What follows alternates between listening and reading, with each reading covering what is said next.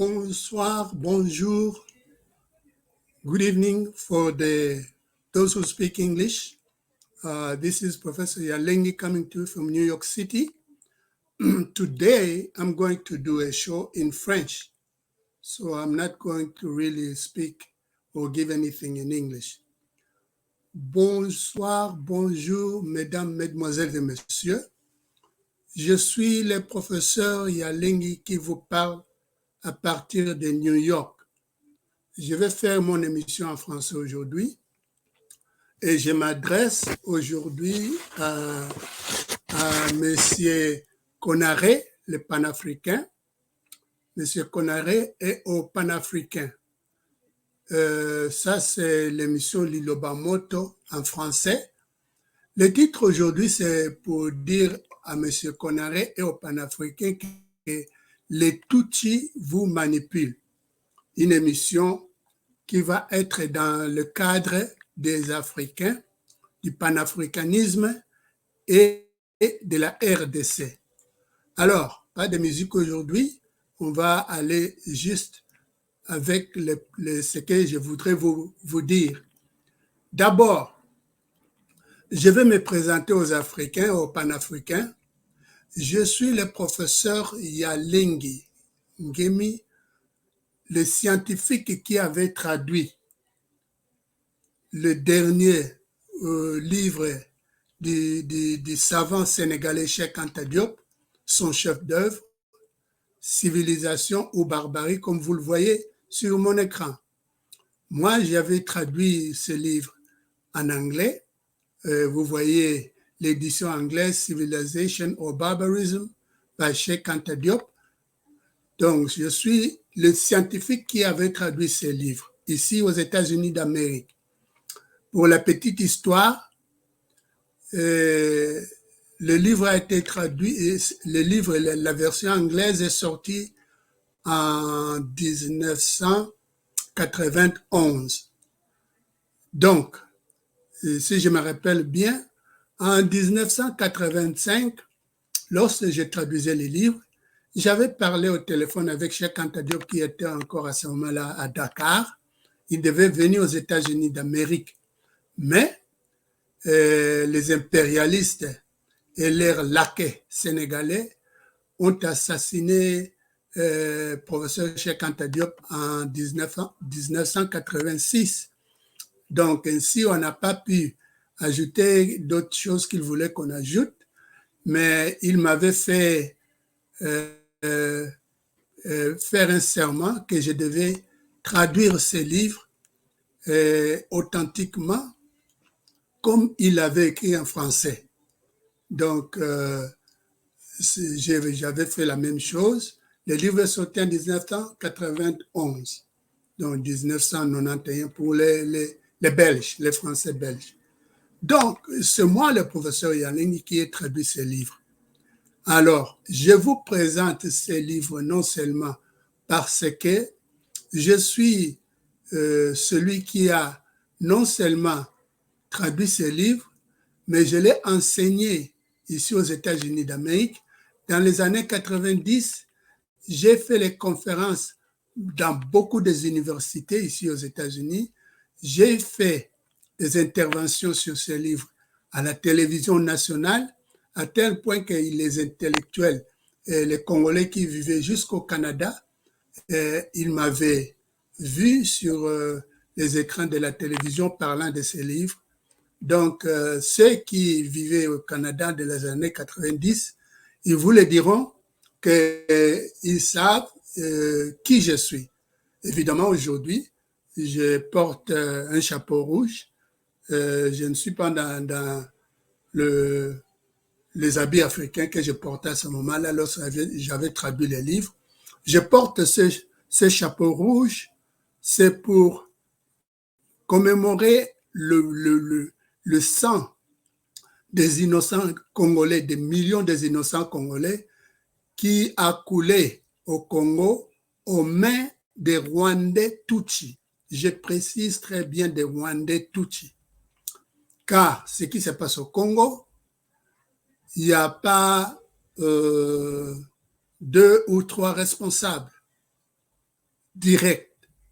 Les responsables directs, ce sont les Rwandais Tutsi qui sont venus du Rwanda, qui avait commencé par l'Ouganda.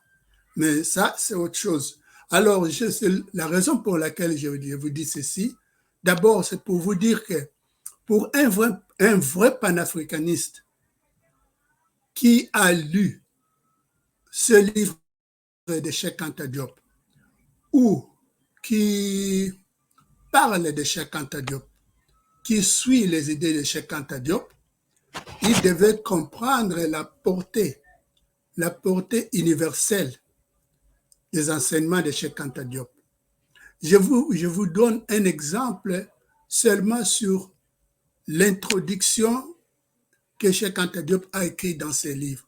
Je vais paraphraser, je vais vous lire une phrase qu'il a écrite dans ses livres, dans son introduction. Il dit ceci.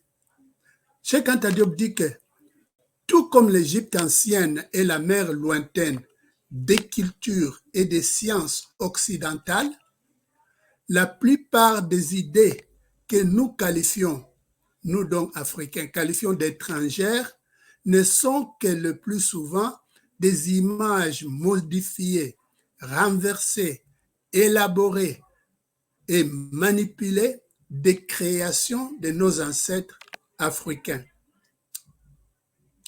Parmi ces créations de nos ancêtres africains, on peut citer le judaïsme, le christianisme, l'islam, les dialectiques, la théorie des lettres, les sciences exactes, les mathématiques, le génie ou l'ingénierie, la mécanique, le génie mécanique, l'astronomie, la médecine, la littérature, l'architecture, les arts, ainsi de suite. Donc, pour Cheikh Anta Diop, toutes ces choses que nous qualifions d'étrangères, ce sont des créations de nos ancêtres africains. Et pour conclure ou pour résumer son idée, il a dit ceci, il a écrit ceci. L'Égypte ancienne, bien sûr, jouera dans la culture africaine repensée et rénovée le même rôle que les antiquités gréco-latines dans la culture occidentale. Donc, nous, Africains, nous devons savoir que la plupart de ces idées dont nous qualifions d'étrangères, ce ne sont pas des idées étrangères pour nous, Africains. Ce sont des créations de nos ancêtres africains. Les Occidentaux ont modifié, les ont présentés avec leurs propres images et ils nous les ont ramenés pour que nous, Africains, nous pensions que ce ne sont pas les créations de nos ancêtres. Il a donné les idées donc, comme la religion, le judaïsme, le christianisme, l'islam. Je m'arrête là pour dire que moi, professeur Yalengi, j'ai étudié la culture ancienne africaine à partir de l'Égypte ancienne. C'est pour cela que pour moi, la plupart de mes frères et sœurs qui me suivent, ils m'entendent toujours boaster ma foi en Jésus-Christ. Le noir, bien sûr, puisqu'encore une fois, c'est nous qui avons créé ces idées. C'est venu de nous.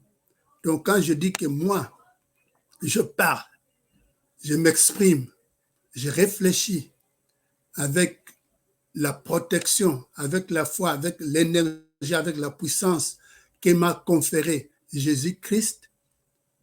Donc, je ne parle pas du Jésus-Christ de la version occidentale. C'est la version africaine dont je parle.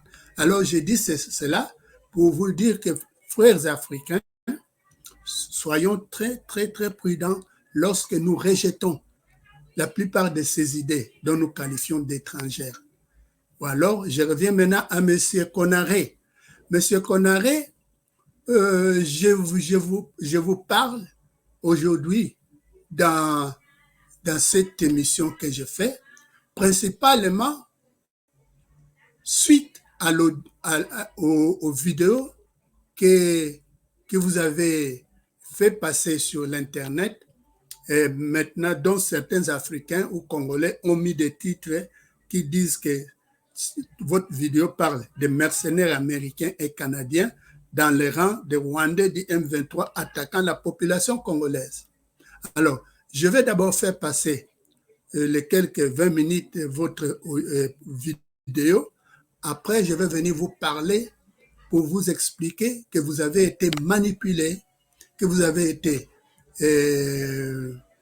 que les Rwandais Tutsis vous ont mis de la poudre aux yeux pour que vous ne sachiez pas exactement ce qui se passe au Congo.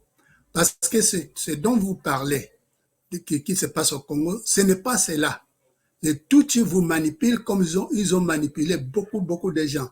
Alors, pour parler en détail, je fais d'abord passer l'audio, la vidéo que vous avez fait passer. Suivant.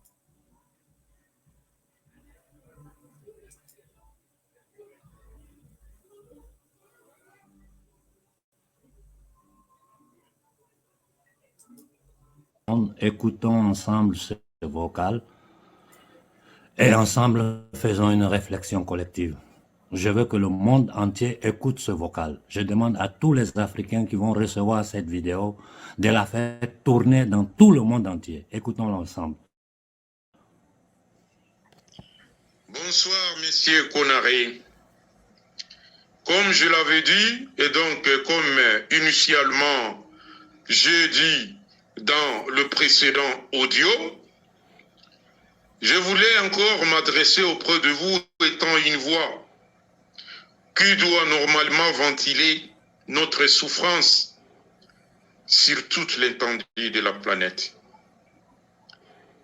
Je voulais bien vous dire que les forces d'autodéfense populaire de la République démocratique du Congo venaient de capturer 2 autres mercenaires américains idiots sur la ligne de bataille qui combattaient en faveur de cette organisation criminelle appelée M23, décimant les autochtones congolais dans leur village en détruisant le Congo à l'est de la République démocratique du Congo. Monsieur Konaré, quiconque cherche à nous écouter, il doit ou ils doivent dire à l'État criminel rwandais de mettre fin à cette invasion criminelle, lâche et hypocrite.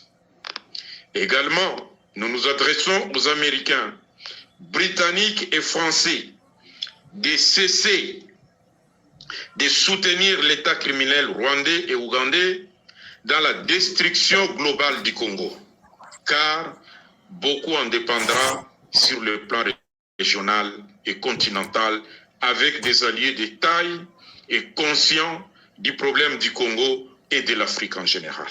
Sans cesse, nous sommes obligés de vous répéter qu'en 3 décennies, la coalition criminelle occidentale a autorisé aux groupes criminels des nilotiques régionaux de décimer plus de 18 millions de Congolais et détruit totalement le Congo vers l'est de la République démocratique du Congo, à la tête Paul Kagame.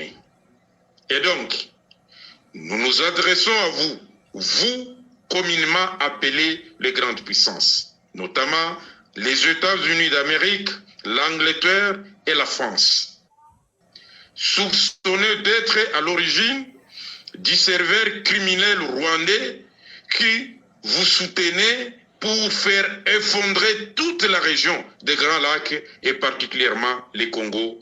Pour votre information, chers amis, nous avons découvert des documents dans l'une des valises de vos mercenaires américains capturés dans les rangs de M23 et donc cette organisation criminelle communément appelée M23, des cartes et des textes bien écrits, bien conçus, d'un plan de balkanisation du Congo appelé la diagonale Tutsi.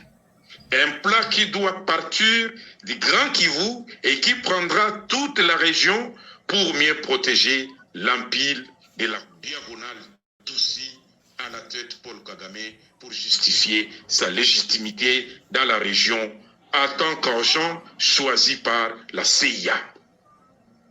Voilà où nous en sommes aujourd'hui, très cher Konaré.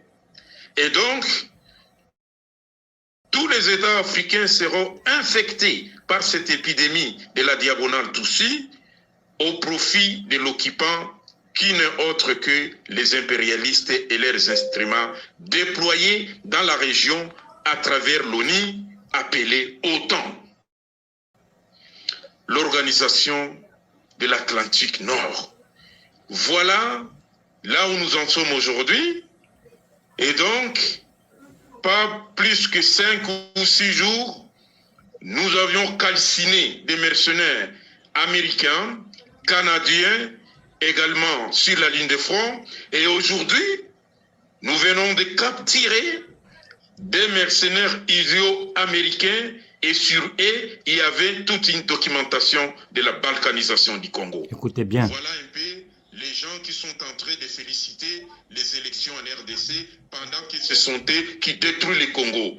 Et alors, où vont les gens qui sont élus à la tête du Congo et qui acceptent des remerciements satiriques venant de l'Occident? Nous ne sommes pas d'accord. Nous ne sommes pas d'accord. Nous sommes à 122 millions d'habitants.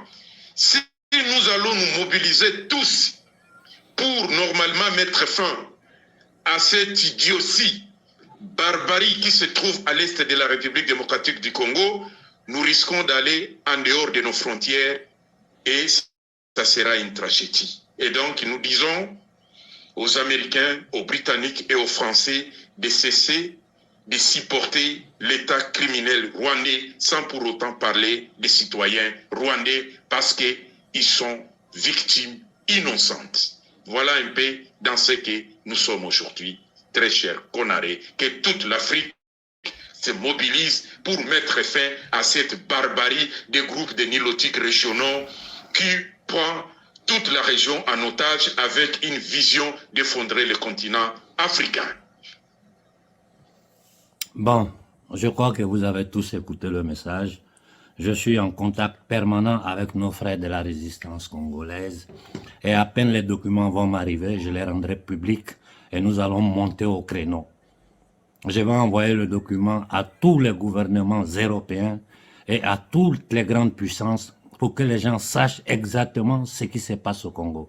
Tout ce que je vous demande aujourd'hui, c'est partager ce vocal-là, parce que nos frères sur le front au Congo sont en train de verser le sang, sont en train de faire des sacrifices pour maintenir l'intégrité territoriale du Congo et de tout le bassin des Grands Lacs.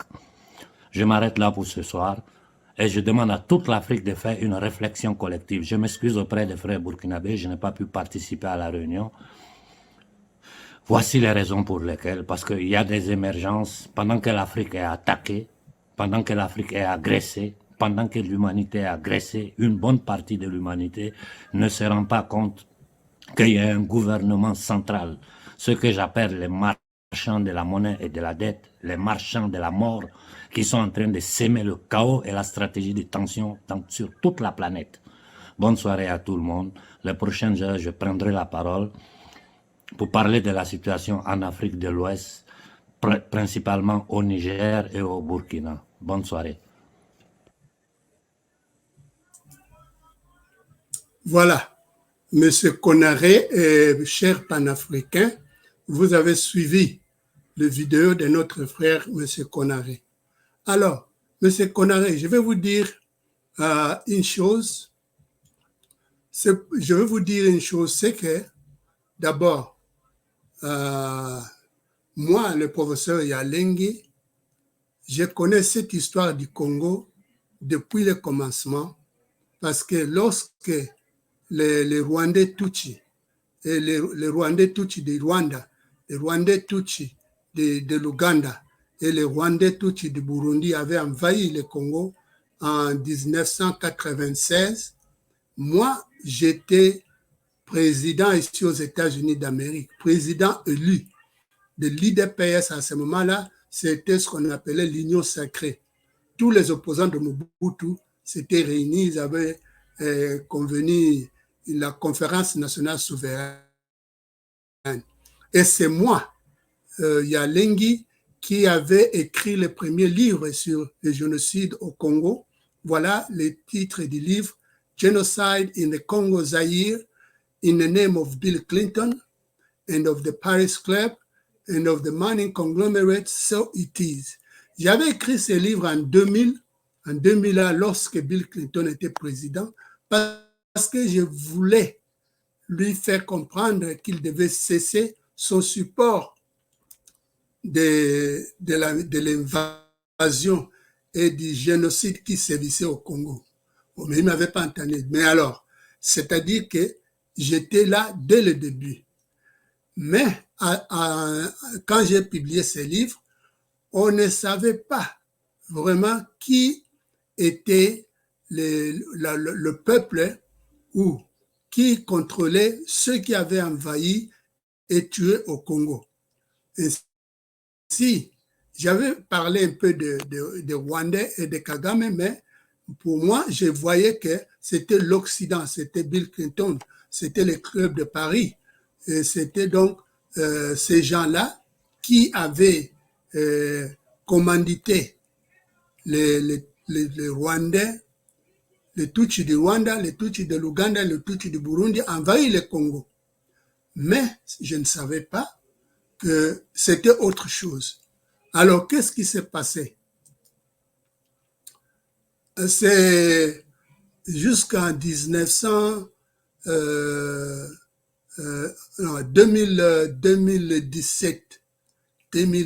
que j'ai écrit ce dernier livre.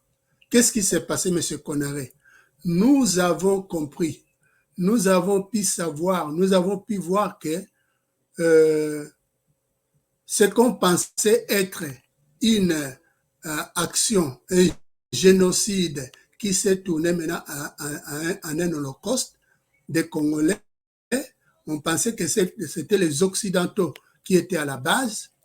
Nous nous sommes rendus compte, M.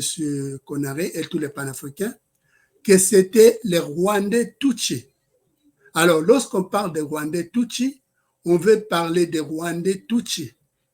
Non seulement du Rwanda, les Rwandais Tutsis de l'Ouganda et les Rwandais Tutsis du Burundi. Je vais y revenir à ce livre, mais je voudrais d'abord vous parler de la documentation dont vous avez besoin de lire pour comprendre la tragédie rwandaise, M. Konaré. Bon, le document que je vous présente est en anglais, mais c'est un anglais facile à lire. Si vous avez été au collège ou au lycée en Afrique et vous avez étudié l'anglais, vous pouvez bien lire ce document. Ce document, vous pouvez l'avoir sur l'Internet. C'est-à-dire, vous pouvez taper ce titre sur l'Internet. The Truth Behind the Rwanda Tragedy. Donc, la vérité derrière la tragédie rwandaise.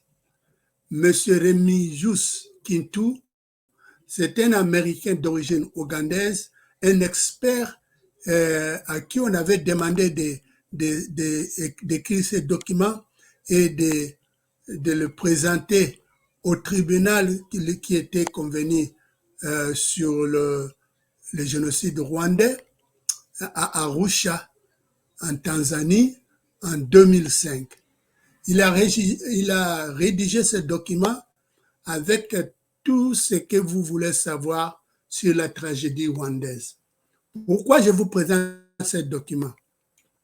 Parce que, mon frère Konaré, dans ce document, vous allez savoir que ce qu'on appelle la tragédie rwandaise, c'est une tragédie qui a été fomentée et mise en œuvre par les Rwandais Tutsis qui étaient venus de l'Ouganda, c'est-à-dire ce sont les Rwandais Tutsis qui était parti en exil en Ouganda dans les années 57-59 lors du référendum au Rwanda pour savoir si les Rwandais voulaient continuer avec la monarchie pendant laquelle les Tutsis étaient le peuple qui était le peuple royal et les Hutus étaient comme des esclaves des Tutsis.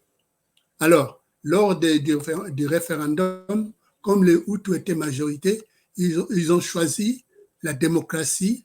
Alors, les Tutsis, qui étaient ceux qui étaient des maîtres envers les esclaves Hutus, n'ont pas voulu se faire diriger par une majorité Hutu dans la démocratie. Ils sont partis en exil.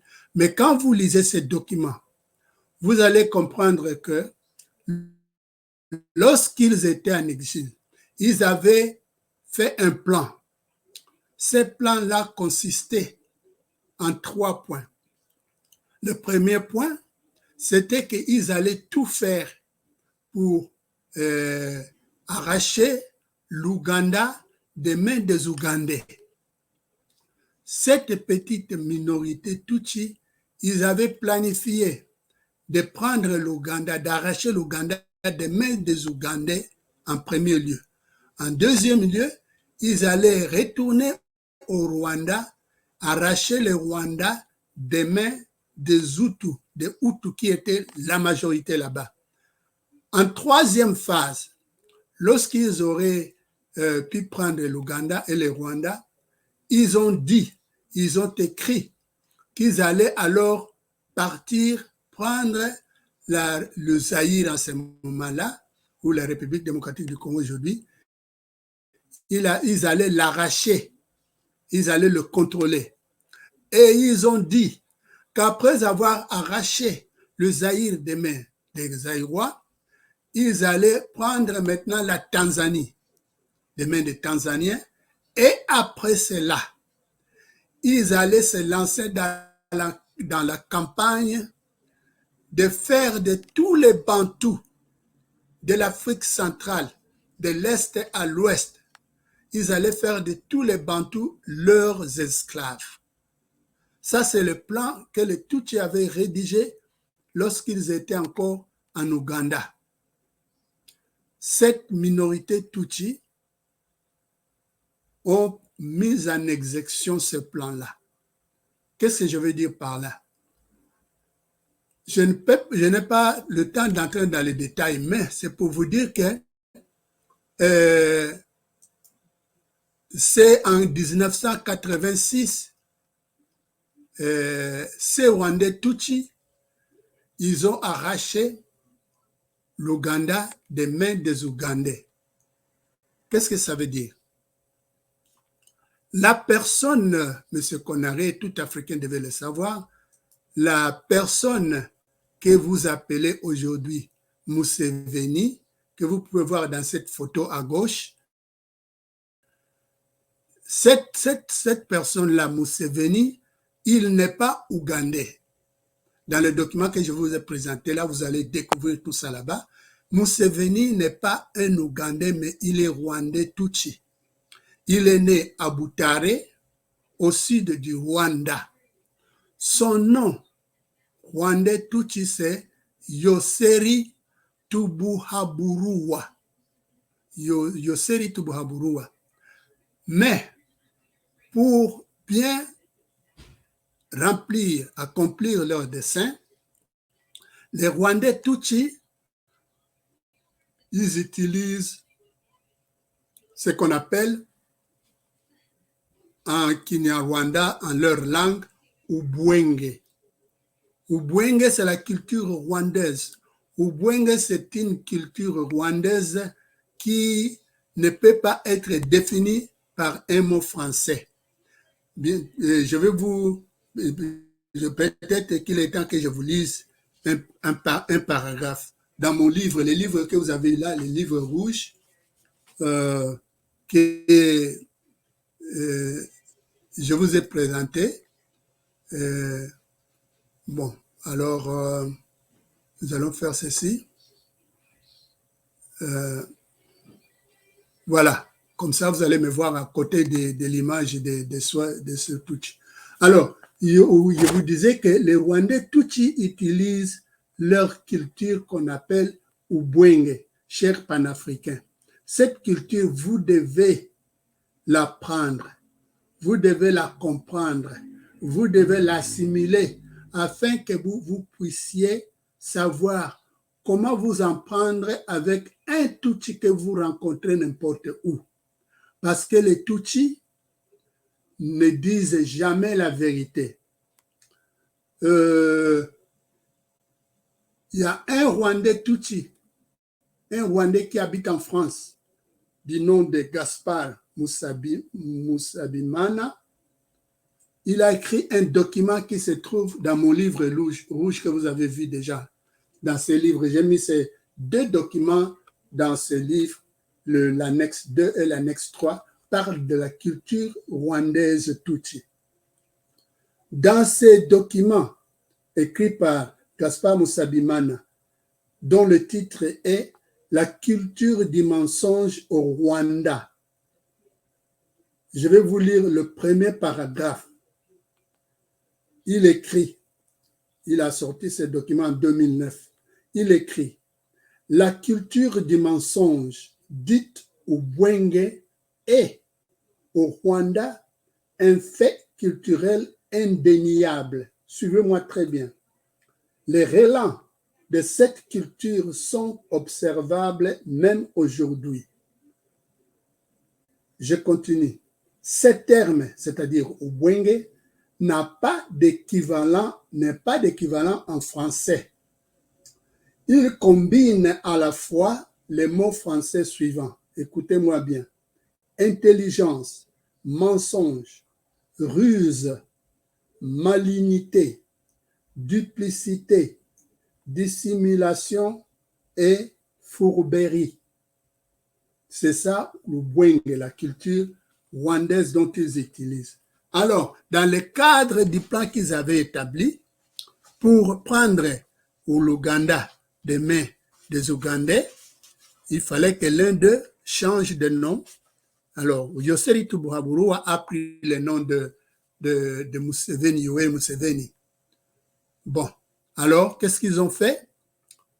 Ils faisaient la rébellion contre le président ougandais. À ce moment-là, c'était le président qui est venu après Idi Amin Dada.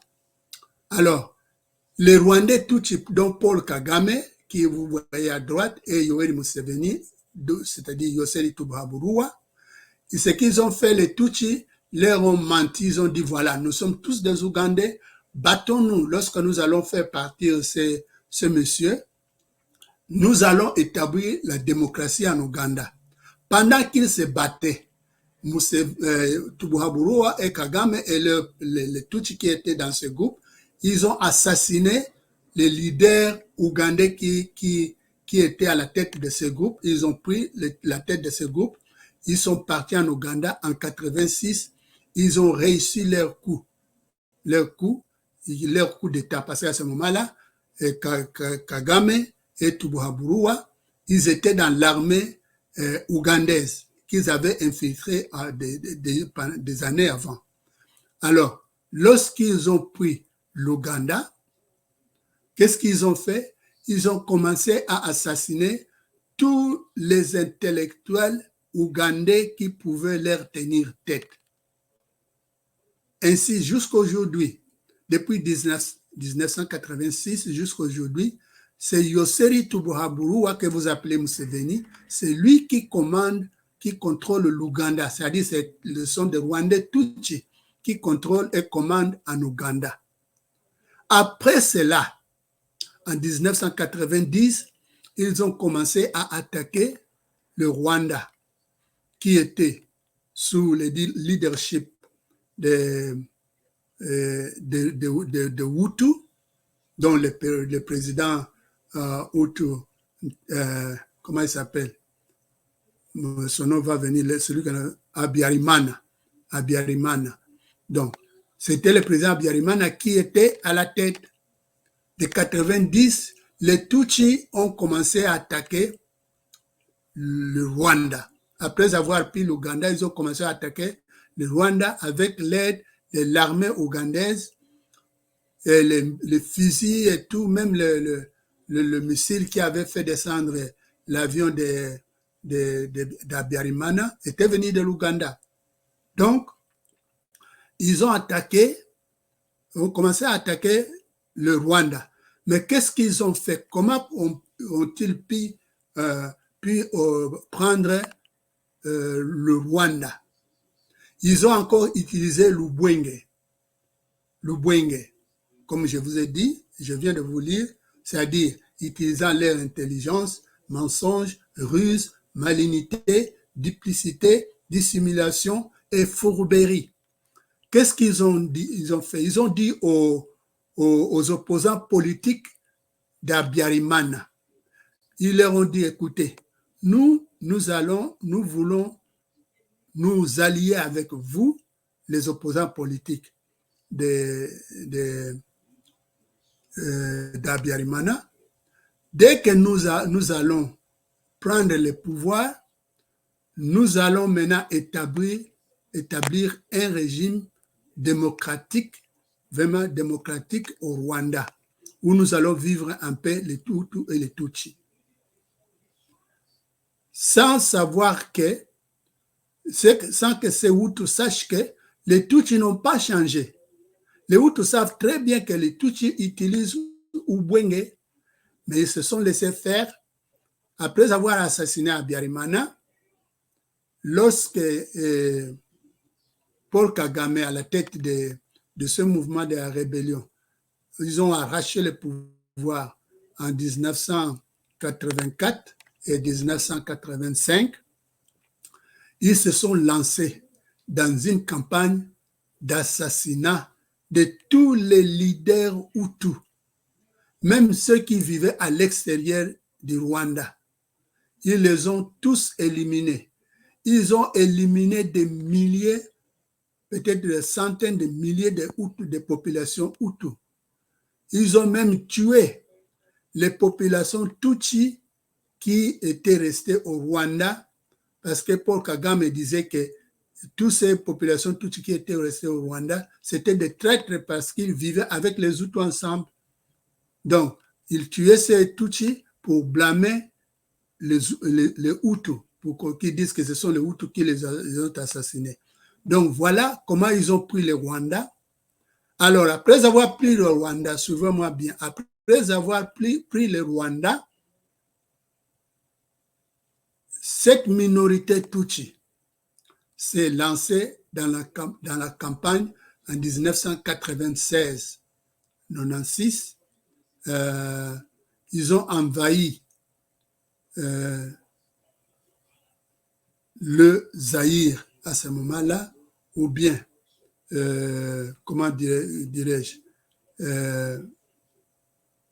la RDC aujourd'hui. Ils se sont lancés dans cette campagne, cher Konaré et tous les panafricanistes. Ils ont utilisé, bien sûr, un Congolais qu'ils ont mis à la tête comme pour donner l'image que ce sont des Congolais qui voulaient changer le régime de Mobutu.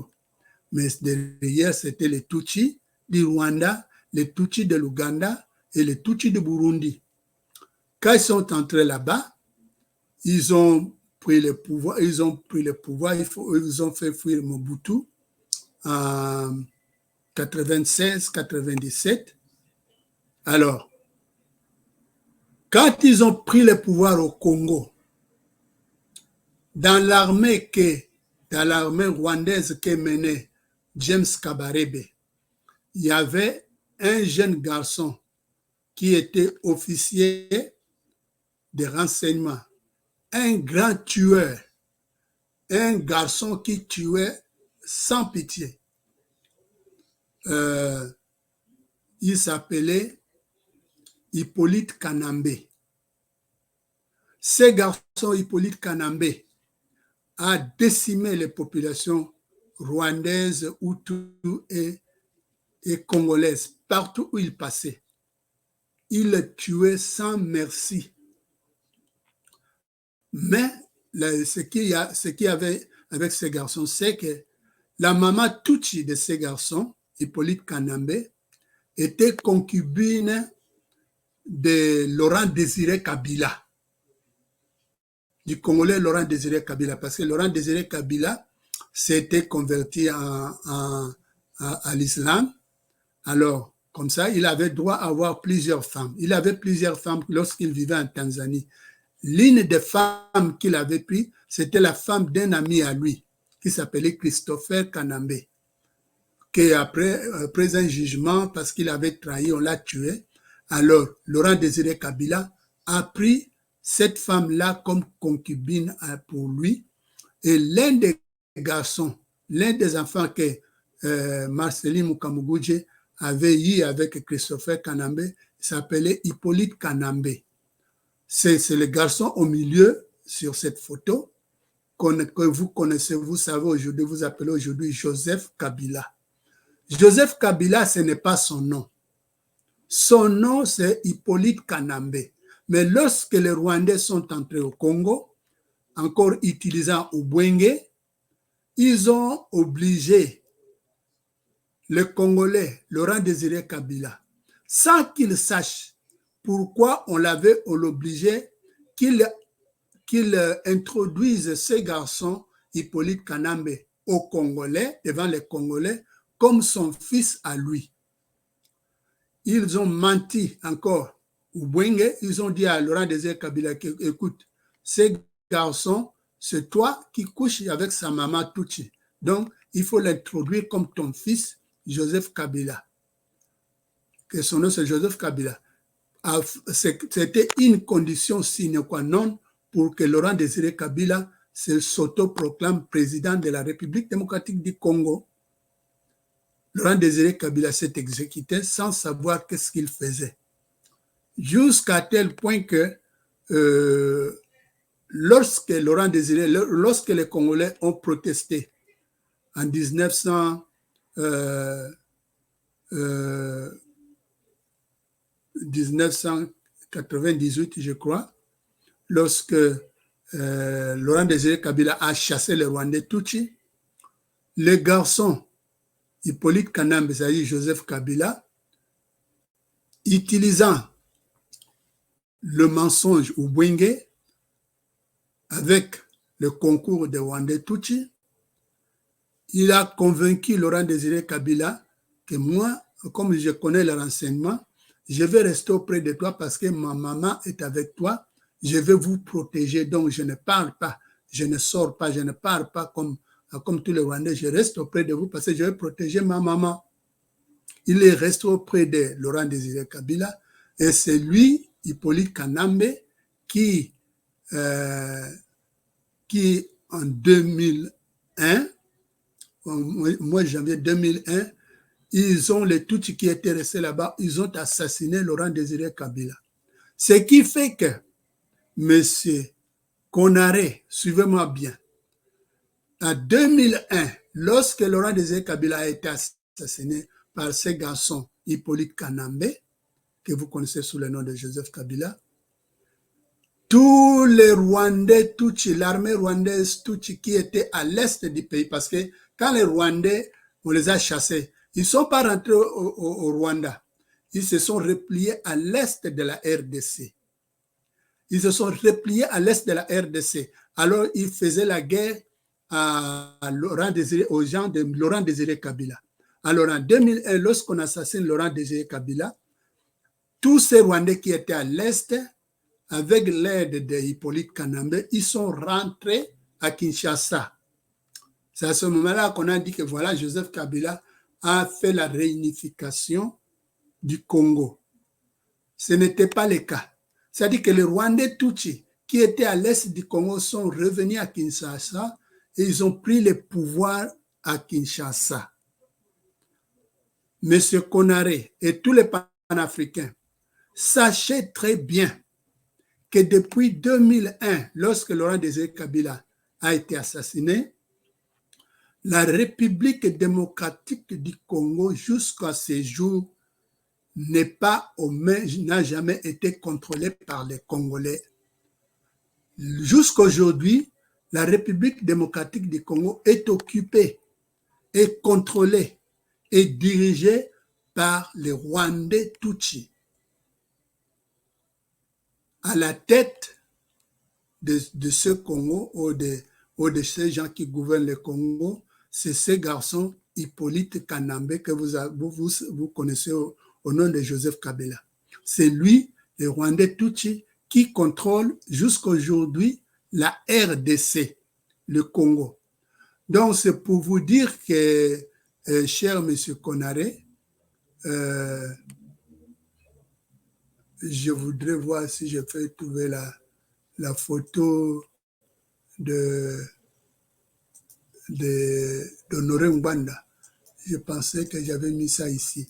Si vous connaissez Honoré Ngwanda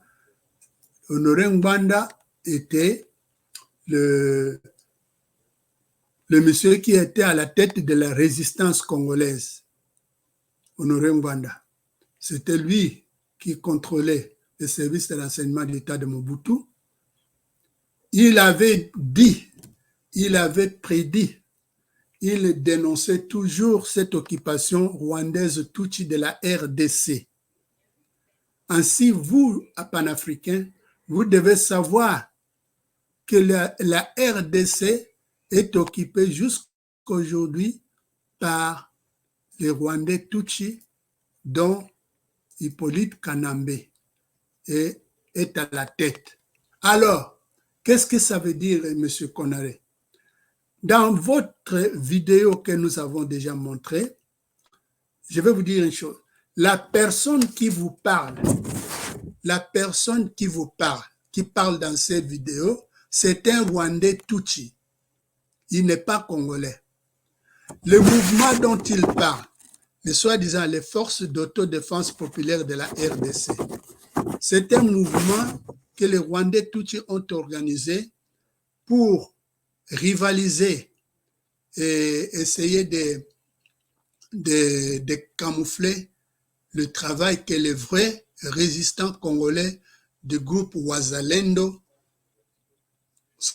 sont en train de faire à l'est de la RDC.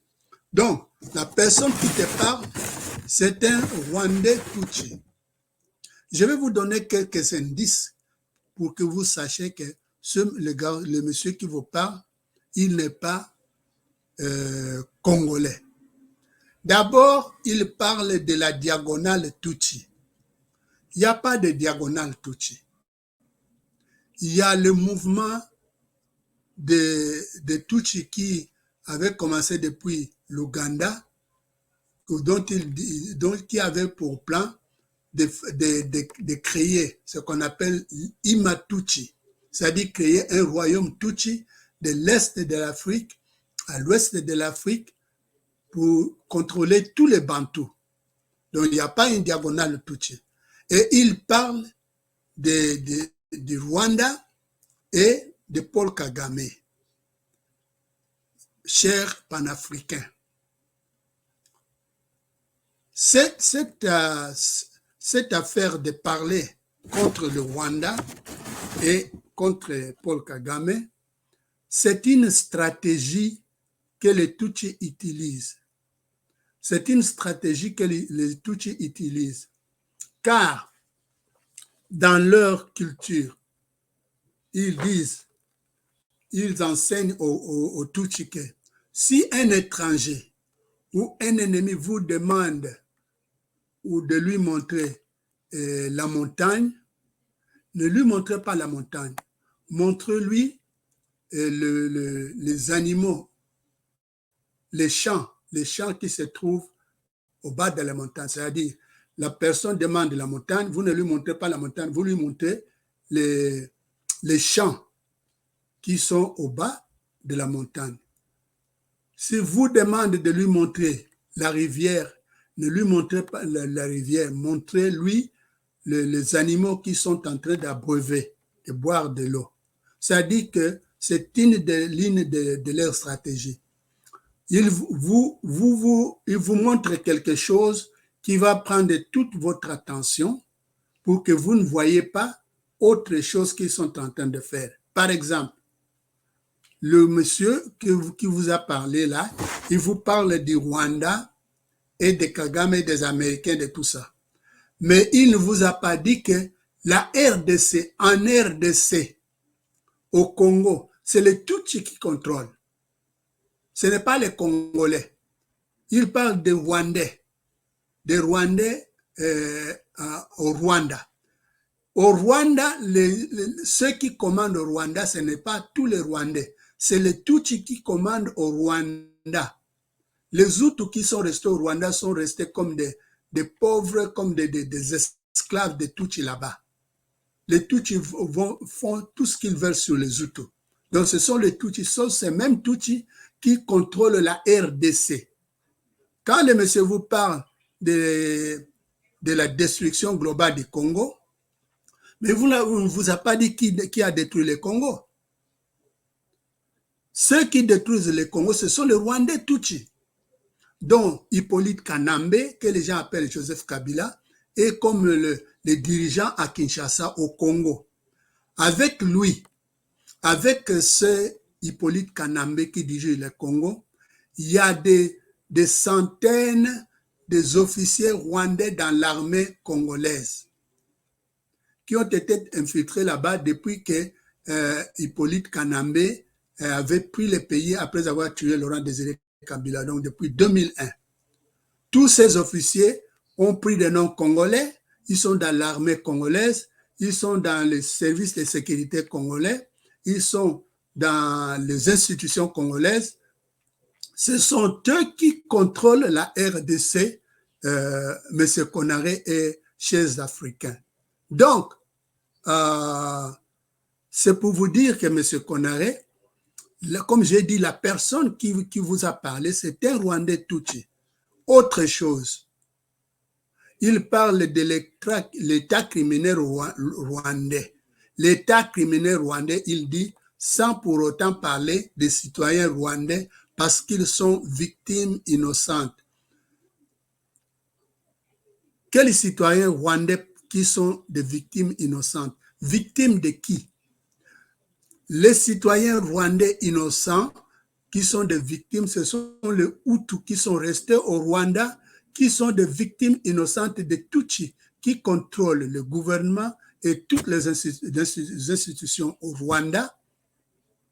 Et ce sont même Tutsis-là qui ne sont pas des innocents, mais qui participent dans tout ce que les autorités rwandaises Tutsis font, jusqu'à venir au Congo, à l'est de la RDC, parce que ce mouvement M23 dont ils dénoncent, le mouvement M23, c'est un mouvement rwandais. Ce sont des soldats rwandais qui sont dans ce groupe. Évidemment, avec quelques Rwandais Tutsis qui ont appris la langue lingala et la langue swahili, et ils ont intégré ce groupe et ils parlent au nom des Congolais alors que c'est un mouvement rwandais Tutsi. Donc, pour sauvegarder l'intégrité territoriale de la RDC, et cher Konaré et cher panafricains, il faudra d'abord libérer la RDC de l'occupation rwandaise Tutsi. Vous me suivez très bien. Pour que la RDC soit libérée, ça n'a rien à voir avec les Américains. Ça n'a rien à voir avec les Européens. Ça n'a rien à voir avec les Chinois. Ce sont des Rwandais Tutsis qui contrôlent, qui occupent la RDC, qui la contrôlent. Donc, si nous, Africains, nous voulons vraiment sauver la RDC, nous devons nous battre. Nous devons chasser d'abord les Tutsis de la RDC. Car ce sont eux qui déciment les populations congolaises à l'Est. Et maintenant, ils tuent partout maintenant. Même à Kinshasa. Ils tuent maintenant jusqu'au bas Congo, au bas Zaïre, au Congo central, à l'Est, à l'Ouest, au Sud, au Nord de la RDC. Les Rwandais Tutsis continuent de massacrer les populations congolaises. Aujourd'hui, Kagame et le Rwanda n'ont rien à voir avec ce qui se passe au Congo. Bon, ils ont à voir dans le sens qu'ils collaborent ensemble avec les Rwandais, tous qui sont au Congo. Le M23, qui est à l'est du pays, il y a des populations rwandaises Tutsi qui occupent déjà l'est de la RDC où les armées et les tueurs rwandais ont massacré des populations congolaises à l'est.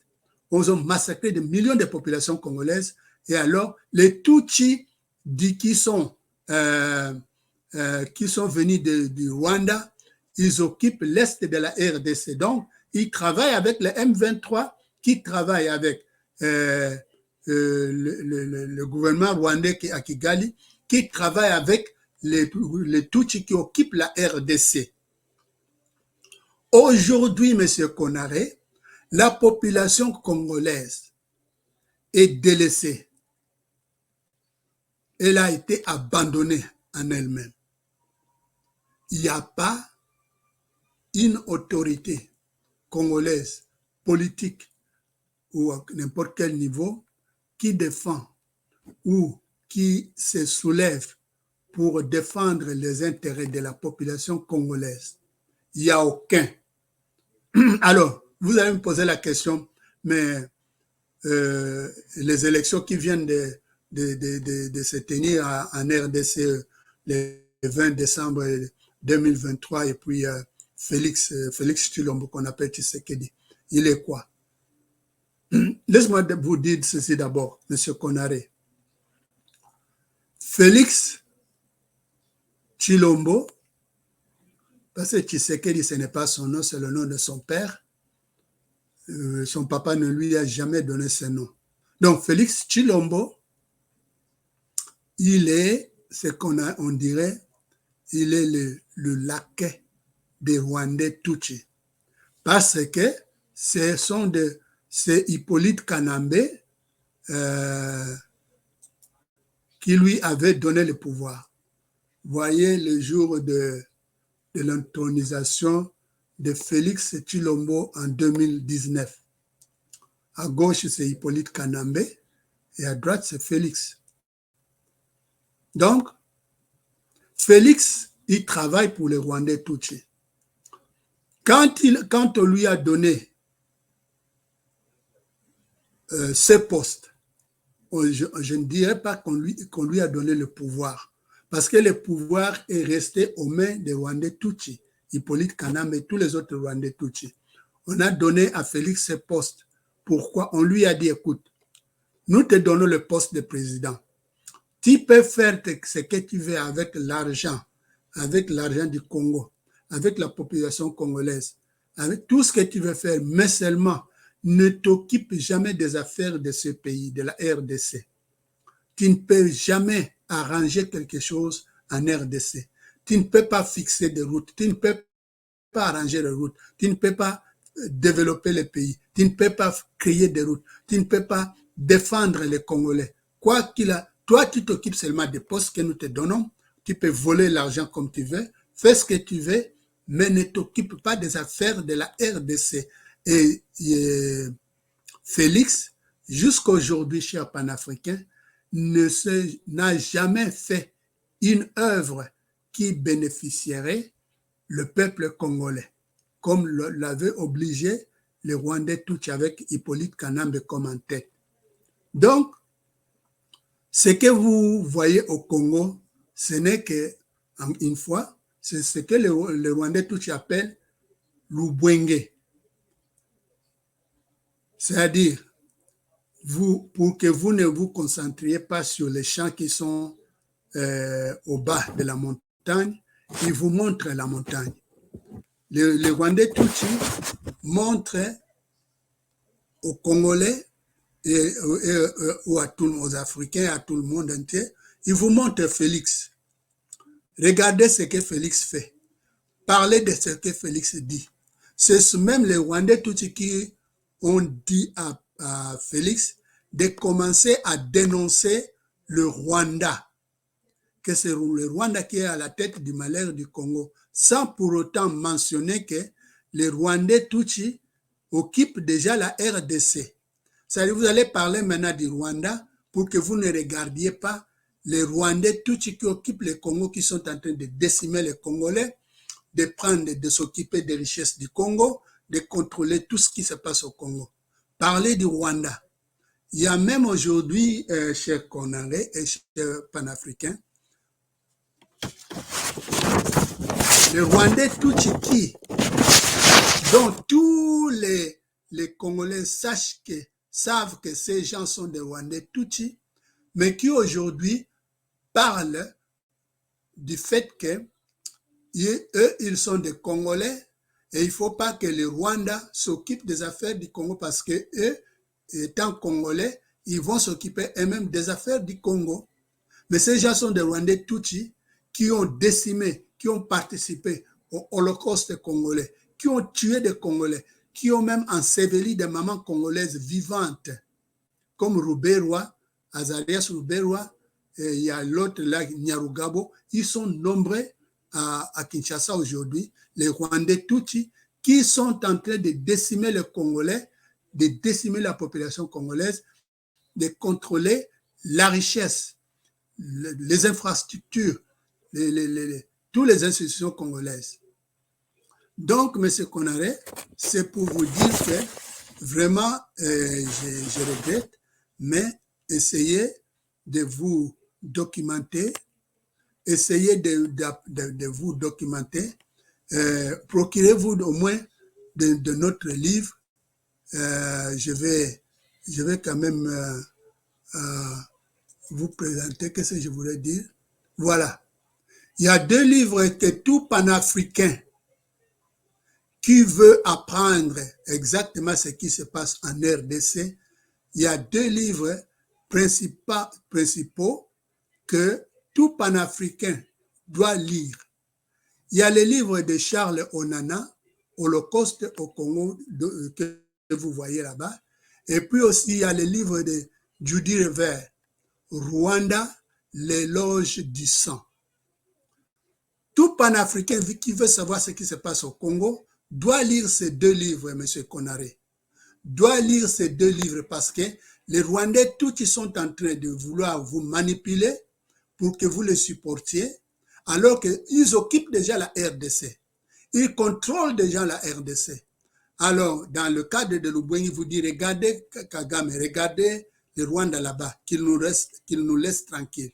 Alors que au Congo, les Congolais n'ont pas une voix à dire, n'ont pas un mot à dire pour leur destinée, pour leur pays, pour leur liberté. Ils ne peuvent rien dire. Les Congolais au Congo ne peuvent rien dire. Parce que les Rwandais, tous ils les guettent. S'ils disent quelque chose, on les tue. Félix Tshilombo, dont vous voyez, M. Konaré, si vous ne savez pas, la soi-disant femme de Félix Nyakeru, Denise Nyakeru, cher frère africain, Denise Nyakeru, c'est une Rwandaise Tutsi, dont la grande sœur, dans les années 80, travaillait à l'ambassade du Rwanda à Kigali, à Londres, dans les années 90. La grande sœur de Nyakeru, une Rwandaise Tutsi, travaillait, ça dit que Nyakeru était à Londres. Les Congolais qui habitaient à Londres la connaissent dans ces années-là. Donc, Denise Nyakeru a été imposée sur Félix pour qu'elle contrôle Félix. Et Denise Nyakeru, à la présidence de la RDC, elle a tout un bureau, tout un gouvernement qui contrôle la RDC et qui occupe les Rwandais Tutsi comme Azarias Ruberwa, celui-là qui, à un moment donné, était même vice-président et ministre de l'Intérieur ou quelque chose comme ça, ou de la sécurité. Azarias Ruberwa, qui est un Rwandais Tutsi que tout le monde connaît. Et puis, Nyarugabo, un autre Tutsi, c'est-à-dire, il y a plein de Tutsis à la présidence de la RDC. Et aujourd'hui, là dont nous vous parlons, même les parents même, le frère et la sœur de ces Nyakeru, Denis Nyakeru, sont aujourd'hui, travaillent dans le gouvernement de la RDC comme ambassadeurs quelque part, et puis on leur donne des postes. C'est-à-dire que Félix est là seulement pour qu'il maintienne le nom d'un Congolais comme président de la RDC, mais il ne contrôle rien.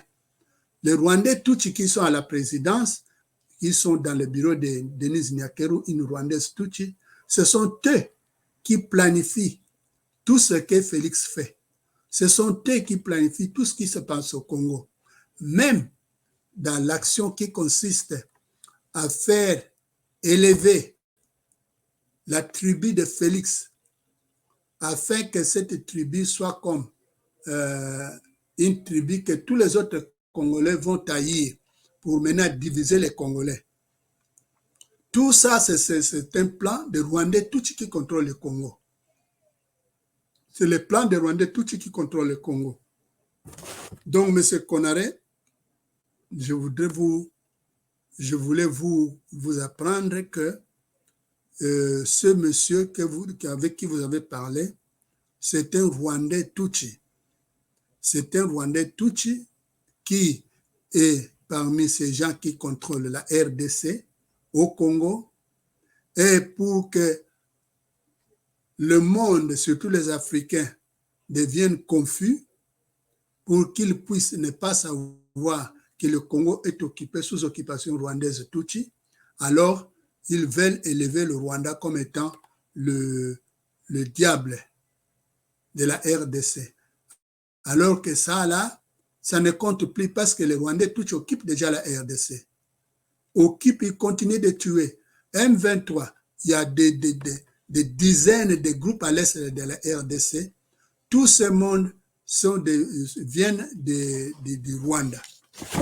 Je vais vous nommer quelques gens qui ont occupé des postes au Congo alors qu'ils sont des Rwandais Tutsi. C'est-à-dire que depuis que les Rwandais Tutsi occupent le Congo, depuis 2001, lorsqu'on a tué Laurent Désiré Kabila, aujourd'hui, là, les Rwandais Tutsi ont le culot de donner des postes, même des premiers ministres au Congo, aux Rwandais Tutsi, que tout le monde que tous les Congolais savent que ce sont des Rwandais Tutsi, mais on leur donne des postes. Il y a un Rwandais Tutsi qui s'appelle Gilbert Kabanda. Évidemment, ce sont des noms qu'on change, quoi. Ces gens-là prennent des noms congolais pour qu'ils passent pour des Congolais. Gilbert Kabanda a été même ministre de la Défense. La défense congolaise, cher Konaré, on l'a donné aux mains d'un Rwandais Tutsi, alors que c'est le Rwanda et le Rwandais Tutsi qui massacraient les Congolais, qui occupaient les Congolais, qui faisaient tout au Congo. C'est-à-dire que les Rwandais Tutsi contrôlaient et décidaient même ce que l'armée pouvait faire. Donc c'est pour cela que l'armée congolaise ne peut pas gagner une guerre, parce que les Rwandais Tutsi sont tous dans cette armée-là. Voilà, j'ai parlé de Gilbert Kabanda. Voilà ce monsieur Sama Lukonde qui est aujourd'hui là, qui la dernière fois, dans le gouvernement de Félix, qui vient de passer, il était Premier ministre. On l'avait mis Premier ministre. Je vous présente le document lorsque ces garçons, Sama Lukonde était au Canada. En 2017, il était parmi la communauté rwandaise à l'extérieur. Rwandan Community Abroad. C'est Sama Lukonde. Donc c'était un Rwandais Tutsi. Alors, vous voyez sa photo. C'est Rwandais Tutsi. Hippolyte Kanambe, que j'appelle Hippolyte Kanambe par son nom, parce qu'il n'est pas Joseph Kabila, avait pris ces garçons, il avait amené au Katanga pour lui donner un poste dans la compagnie Gécamine, c'est-à-dire la compagnie qui s'occupait des minerais du Congo. Et après, maintenant, dernièrement, il y a quelques années, c'est pas 2 ou 3 ans, on l'a pris, on lui a donné le poste de premier ministre dans le gouvernement du Congo, cher panafricaniste. C'est comme si les Palestiniens, des Juifs viendraient chez eux, ils changent de nom, ils occupent la Palestine, ils tuent les Palestiniens, ils massacrent les Palestiniens et ils prennent des noms palestiniens et puis ils occupent les postes de premier ministre en Palestine, ils occupent des postes de ministre de défense en Palestine. Voilà ce qui se passe au Congo, chers panafricains. Alors, non seulement il y a Samalou Konde, il y a un autre Tuchi Gisaro, un autre Bahati, un autre Patrick Mouyaya, un autre Vital Kamere, un autre Matata Mponyo, et il y a un journaliste là-bas, Christian Lusakweno, dont nous savons que, je crois, sa maman est Tutsi, donc lui aussi, il travaille pour les Tutsi. Donc, voilà, chers panafricanistes, ce que je voulais vous présenter aujourd'hui. Je vous ai présenté l'audio de notre frère, les vidéos qu'on a envoyées à notre frère Konaré, qu'il a montré avec toutes les émotions, pensant que c'est vraiment le malheur de la RDC dont le monsieur décrivait, alors que le monsieur, c'est l'un des agents de Rwandais Tutsi qui occupe la RDC depuis 2001, tout au moins. Depuis 2001. Les Tutsis occupent le Congo, ils massacrent les Congolais, ils tuent les Congolais, les mouvements et les Tutsis, c'est qu'ils font quoi? Lorsqu'un mouvement des jeunes Congolais commence, naissent pour lutter contre les occupants rwandais Tutsis, les Tutsis vont copier, ils vont créer un mouvement parallèle, parfois du même nom, pour utiliser encore Ubwenge pour mettre la confusion dedans, afin que les gens ne puissent pas savoir quel est le vrai mouvement des Congolais, quel est le mouvement que les Tutsis ont fait parallèlement pour semer la confusion chez les Congolais. Donc, frères africains, je vous dis encore que le Congo, la RDC, jusqu'à aujourd'hui, se trouve entre les mains des Rwandais Tutsis. C'est pour cela que Charles Onana a écrit le livre L'Holocauste au Congo. Il y a une sœur que j'ai vue, je crois que c'est en Europe, en France, où il voulait faire une conférence sur la RDC, le livre Holocauste au Congo, mais il y a des groupes Tutsis qui sont partout. Ils ont fait la campagne chez les autorités françaises pour qu'il n'y ait pas cette conférence. Alors, la sœur a protesté. Je vais vous montrer sa petite vidéo qui passe sur l'Internet.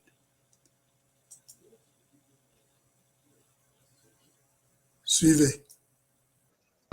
Donc, je vais parler sur un livre qui vient de sortir, Holocauste au Congo, sur l'omerta de la communauté internationale. Vous avez parlé de l'Ukraine. En fait, je voulais juste vous dire par rapport à ce qui se passe en République démocratique du Congo, sur la pression qu'on a quand on essaie de militer pour faire savoir la vérité qui s'est passée en République démocratique du Congo pendant le génocide du Rwanda. Aujourd'hui, nous avons une très, très grande pression sur ces livres parce qu'on veut faire savoir aussi les côtés de l'histoire de la République démocratique du Congo. On était à une journée de la conférence à la mairie de Paris Centre et à la mairie de Paris 20e. Il y a des lobbies des pro-Kagame qui se cachent derrière les associations pour empêcher cette vérité. Parce qu'au Congo, vous parlez aujourd'hui de l'Ukraine, et je vais vous informer, ce qui s'est passé en Ukraine, au Congo, chez nous, ça va faire plus de 30 ans. Nous sommes à 10 millions de morts et 6 millions de femmes violées. Donc il y a urgence qu'on essaie un peu de laisser les autres, parce que la personne qui a écrit cette vérité, il est accusé comme vous êtes accusé complotiste, la personne est accusée comme négationniste parce qu'il a essayé de remettre les choses, la vérité, pour que la vérité soit écoutée de tous. Parce que ce qui se passe au Congo, c'est horrible. Moi qui vous parle, je suis victime. J'ai été violée avec ma grand-mère et ma mère, elle a été assassinée. Elle avait 28 à part des agresseurs rwandais. En fait, il faut qu'on essaye un peu d'écouter tout le monde. Il faut que ces lobbies arrêtent de se caché derrière les associations, parce que ce qui vient de se passer avec l'Omerta au Congo, sur l'Holocauste au Congo, l'Omerta de la communauté internationale, moi je ne suis pas d'accord que c'est une association qui a mis la pression pour que la mairie de Paris annule à une journée de la conférence. C'est juste que ces gens, Kagame, il est soutenu par les Anglais, il est soutenu par la France et les Américains, et on ne veut pas que la vérité puisse être connaître de tout le monde. Il y a urgence que le monde entier s'intéresse un peu par rapport à ce qui se passe en République démocratique du Congo. On en a marre. Il y en a tellement de choses. Il faut qu'on écoute tout le monde, en fait. Moi, je vais me battre, je ne lâcherai pas, et je suis tout à fait d'accord avec vous, ce que vous dites. Il faut qu'on se mette ensemble, parce qu'ensemble, on est plus fort. On peut vivre ensemble sans les armes. On peut partager sans les armes. Il y a urgence que tout le monde s'intéresse un peu par rapport à ce qui se passe en République démocratique du Congo. Parce que il faut pas que vos solutions soient nos problèmes. Vous avez besoin de marcher avec des voitures électriques. Tout ça, c'est le lithium au Congo, c'est le cobalt au Congo. Il y a urgence que tout le monde s'intéresse de ce qui se passe en République démocratique du Congo. Voilà ce que je voulais dire. Merci. Voilà, chers frères et sœurs panafricanistes, ce que je voulais vous présenter aujourd'hui. Je reviendrai peut-être pour faire une autre émission en français pour les Africains. Mais je voudrais vous encourager, mes chers frères et sœurs, pour que tout Africain qui veut voir l'Afrique vivre en paix, qu'il y ait l'harmonie, que les Africains bénéficient de tout ce que le Créateur leur a donné, nous devons nous concentrer d'abord à nous débarrasser des Rwandais Tutsis au Congo. Il y a beaucoup de pays africains aujourd'hui qui sont en train de chasser les Tutsis de leur pays, parce qu'ils se rendent compte que quand les Tutsis viennent dans votre pays, c'est le malheur qu'ils apportent, c'est la destruction qu'ils apportent, c'est les tueries qu'ils apportent. Ben, si vous n'avez pas entendu parler de cela, ben, des pays comme la Tanzanie, le Botswana, il y a d'autres pays, je sais pas si le Cameroun avait fait ça aussi, mais il y a plusieurs pays africains qui sont en train de chasser les Rwandais Tutsis. Car les Rwandais Tutsis, que moi j'appelle des virus, parce que les Rwandais Tutsis sont comme un virus. Ils sont très petits, mais ils causent des dégâts. Ils sont très petits, mais ils causent des dégâts. Donc, si vous ne vous débarrassez pas de ce virus, votre pays aura des problèmes. Partout où ils sont passés, ils ont laissé du chaos. Ils ont semé le chaos partout. En Ouganda, au Rwanda, en Tanzanie, en RDC. J'ai entendu qu'ils sont aujourd'hui jusqu'au Burkina Faso, au Gabon. Donc, alors nous au Congo aujourd'hui, nous n'avons pas vraiment un gouvernement ou bien des politiciens congolais qui peuvent se soulever et bouter au dehors les Rwandais Tutsis. C'est pour cela que nous parlons d'un Congo occupé. Parce que les Rwandais Tutsis qui contrôlent la RDC ne vont pas laisser quelqu'un, un Congolais, se soulever et puis commencer à arrêter ces tueurs Tutsis qui sont encore au Congo. les meurtriers, les assassins comme Hippolyte Kanambe, que vous appelez Joseph Kabila. C'est un assassin, c'est un meurtrier, c'est quelqu'un qui a tué des milliers de Congolais. Mais il est au Congo tranquillement, il a pris tout un quartier à Kingakati où il siège, il a des propriétés partout au Congo. Il vit en paix, personne ne le touche. Il y a les autres assassins comme les Ruberwa, Azarias Ruberwa. Ce sont des assassins, ce sont des tueurs, des Nyarugabo. Il y a beaucoup d'autres Tutsis. Il y a plein de Tutsis dans l'armée congolaise. Ils sont tranquillement là-bas, chers frères africains. Personne ne les touche. Donc, que personne ne vienne vous tromper que les Rwandais au Congo, les Tutsis, sont des paisibles citoyens. Non, il n'y a pas de paisibles citoyens Tutsis au Congo. Tout Tutsi qui est au Congo, c'est un meurtrier, c'est un assassin, c'est quelqu'un qui a tué. Même les femmes, même les jeunes Tutsis, on les apprend à tuer, on les apprend à mentir, on les apprend à utiliser au Bwenge, on les apprend à faire des dégâts partout où ils passent. Parce qu'ils doivent arracher le Congo des mains des Congolais, ils doivent occuper leurs terres, comme ils ont fait déjà à l'est de la RDC. C'est plein de Tutsis là-bas.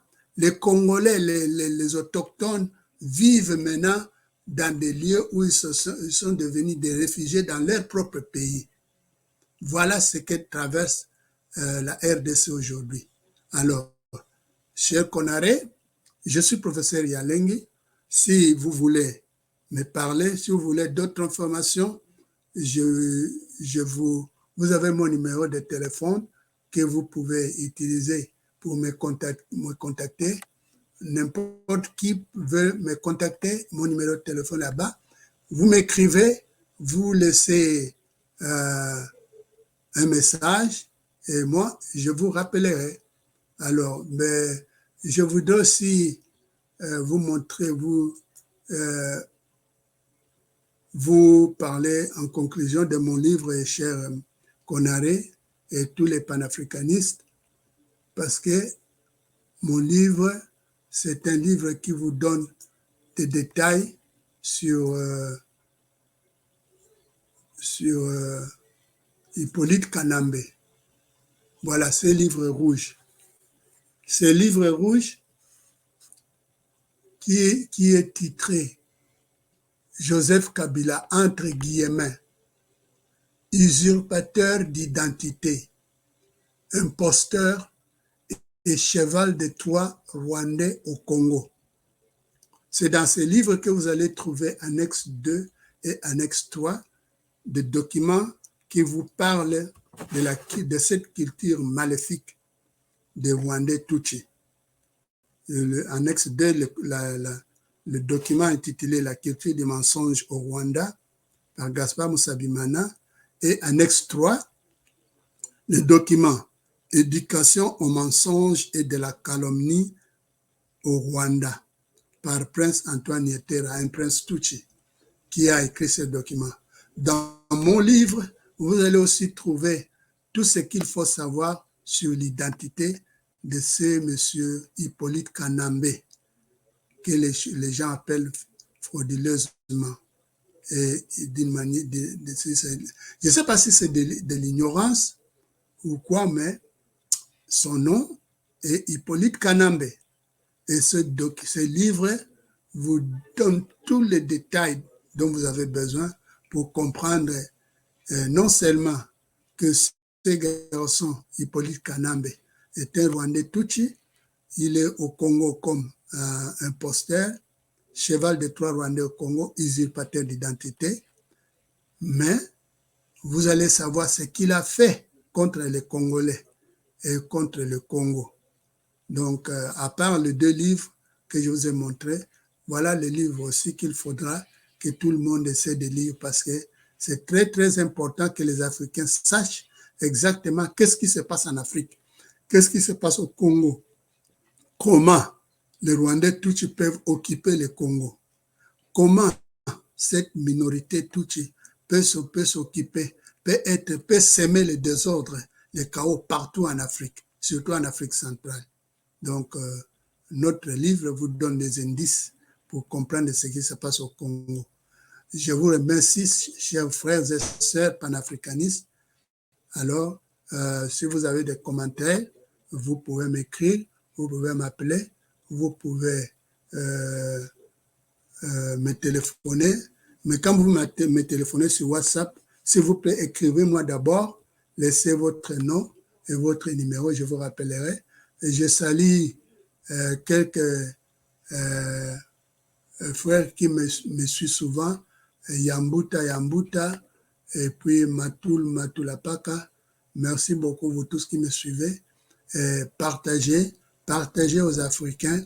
J'ai fait l'émission en français surtout pour que les Africains sachent ce qui se passe normalement au Congo.